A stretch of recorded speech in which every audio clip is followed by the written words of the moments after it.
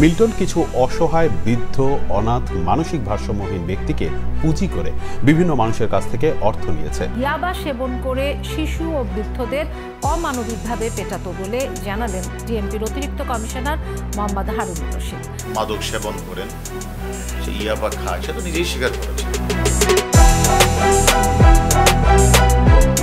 Milton Samaddar মানবতার মুখোশের আড়ালে ভয়ঙ্কর রূপ, যা আজ গোটা পৃথিবীতে এখন আলোচনার শীর্ষে।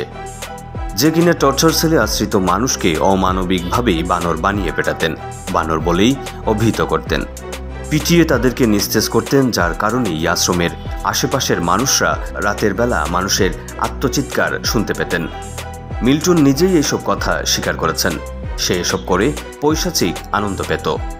অসহায় রোগীদের হাত, আঙ্গুল কিংবা শরীরের পচন ধরা মাংস ব্লেড আর ছুরি দিয়েই নিজেই কেটে ফেলতেন। তিনি নিজেই হয়ে গিয়েছিলেন অপারেশন থিয়েটারের হেড। তার টর্চার সেল থেকে বিভিন্ন আলামত আর অপারেশন থিয়েটার থেকে ব্লেড, ছুরি জব্দ করেছে ডিবি পুলিশ।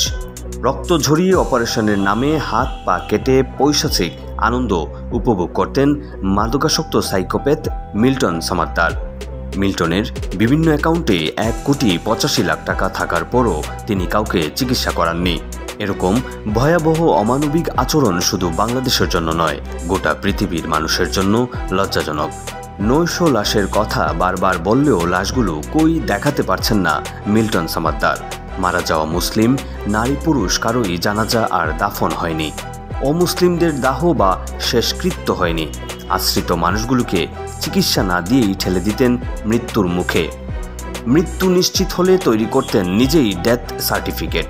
ডেথ সার্টিফিকেটে মিল্টন নিজেই ভুলভাল লিখতেন আর জাল করতেন সব স্বাক্ষর আর সিল। কিন্তু এত সব মানুষের লাশ কোথায় আছে তা এখনও সঠিক তথ্য পাওয়া যায়নি। রয়েছে হিসেবে ভুল। ফলে প্রশ্ন উঠছে, তাহলে কি মিল্টনের দেয়া মৃত লাশের হিসেবে ভুল ছিল, নাকি ওই লাশের হিসেবে নিজে থেকেই জেনে শুনে সংখ্যা বাড়িয়েছেন মিল্টন?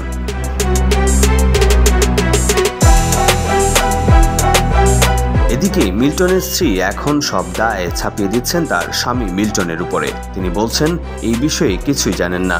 স্ত্রীর এমন আচরণে প্রশ্ন থেকেই যাচ্ছে। শুধুমাত্র সোশ্যাল মিডিয়ায় আবেগী নাটক আর অসহায় মানুষের ভিডিও বানিয়ে সবাইকে মন্ত্রমুগ্ধ করে কোটি কোটি টাকা উপার্জন করেছেন মিল্টন সমাদ্দার, যা মূলত জাকাত আর দান সাদকার টাকা।